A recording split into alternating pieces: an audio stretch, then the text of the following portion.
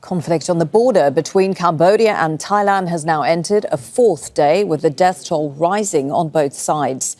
10 civilians have been killed in Cambodia. Meanwhile, in Thailand, 9 soldiers and 3 civilians have been confirmed dead. Thailand says that its army and air force have carried out strikes on Cambodian military positions. More than 500,000 people have now fled the border region. Meanwhile, US President Donald Trump says he will speak to both sides on Thursday. Well, we have reports from correspondents on both sides of the border. In a moment, we'll hear from Rob McBride, who's in Surin province in Thailand. First, this report from Barnaby Lowe, who's in an evacuation camp in Previer in Cambodia. More than 5,600 people have fled to this evacuation camp in Cambodia's Previer province along the border with Thailand, which is an indication that fighting has not eased between Thai and Cambodian forces. And as you can see, aid is being distributed here, the names of evacuees being called one after another. Now, over on this side, there is this building that houses restrooms, proper facilities that we did not see in other temporary camps just like this in other border areas in Cambodia. And one reason for that is because there is a pagoda here. But just the same, people are living under makeshift tents, which is far from ideal, and slightly better living conditions don't mean that people here, especially children, are not traumatized. It's impacting our mental health. We cannot make a living, so we are not eating enough. My children can't study properly because the environment here isn't conducive. It's also affecting their health.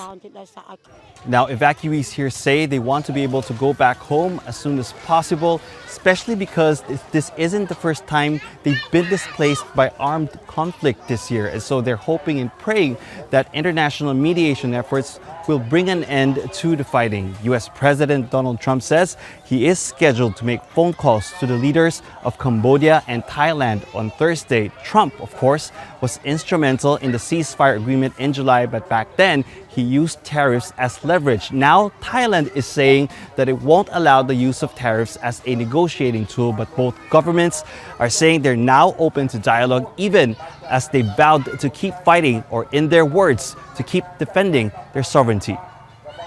Barnaby Lowe, Al Jazeera, Previer Province, Cambodia. This fighting has been taking place around these temple sites, which is about 25 kilometers further along the border from we are. It's on the border between these two Thai provinces of Buriram and Surin.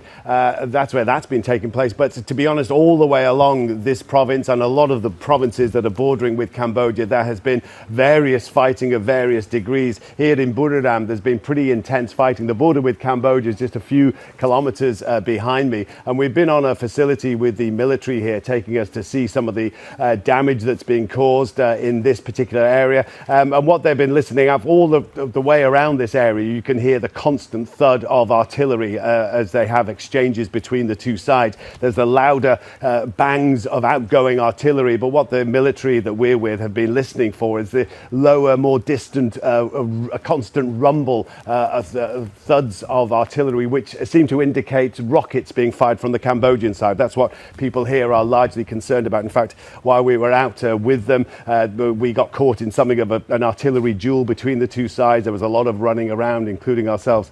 And then in driving away from that area, quickly we were stopped again and we had to get out of the vehicles, hiding under trees from drones, because increasingly that is something that all sides are concerned about, the use of surveillance drones and also attack drones by either side. But this fighting continues apace all along this border area. We're told in this particular area it was more intense, but there doesn't seem to be much let up in the fighting pretty much anywhere along the border at the moment. We're joined now by Paul Silteriak, a senior distinguished advisor to the Cambodian Centre for Regional Studies, a foreign policy think tank. He joins us from Bangkok. Thank you for your time, sir. You've described the latest clashes as very alarming. What makes this outbreak of violence different from previous ones? Well, the latest rounds of severe clashes, armed clashes between Cambodia and Thailand derive from the positions that taken by Thailand mainly to halt the ceasefire agreement on the one hand, and to also halt the peace accord that has been brokered by ASEAN chair and United States of America President Trump. And the problem has remained the same, the dispute between Thailand and Cambodia over the border, but they were supposed to go through the peace process, but instead there is this incident that is now going from bad to worse as we speak. As you say, we did have that US brokered truce that was signed back in October, and now we have the fighting resume not too long after. Do you think the ceasefire was weakened from the start because it was agreed under outside pressure? I don't think it's because of weakness from the outside pressure, in my own opinion. There is a dynamic on the ground that the peace process and the ceasefire agreement is in the process, is in reconciling. In other words, they're trying to, ASEAN have already put in place the ASEAN observer team. They are very aware of what situations on the ground, you know. And then there are the peace accord also spell out quite precisely all the fundamental steps that both sides are supposed to do, and they're supposed to engage in a discussion to try to implement that. However, there is some unfortunate situation, and as you may know, if and when the military is stationed at the border, chances are the clash can happen, and they claim that the other side shoot first. So to me, irrespective of who's shooting first at the moment, they must stop. Shooting must not start to start with, but if they start now, they should stop and return back to the talking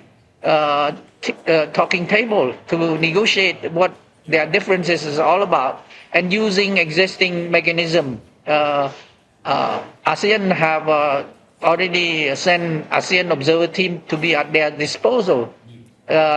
President Trump himself have been very clear and very supportive to negotiation between the two sides to stop and to try to return the normal situation back. So just to be clear, do you think there is a role here for the United States to continue negotiating, or does he just leave this now to regional groups like ASEAN? I'm sorry, the last part, I did not hear you properly. Is there still now a role for the United States when it comes to mediation, or should that mediation be left to regional groups like ASEAN? No, there's still, I think, from what I read from a statement from the State Department, U.S. State Department, the American is very concerned. And as I noticed it, not only American, friend to both Cambodia and Thailand is very concerned, including ASEAN is very concerned. And therefore, I don't think President Trump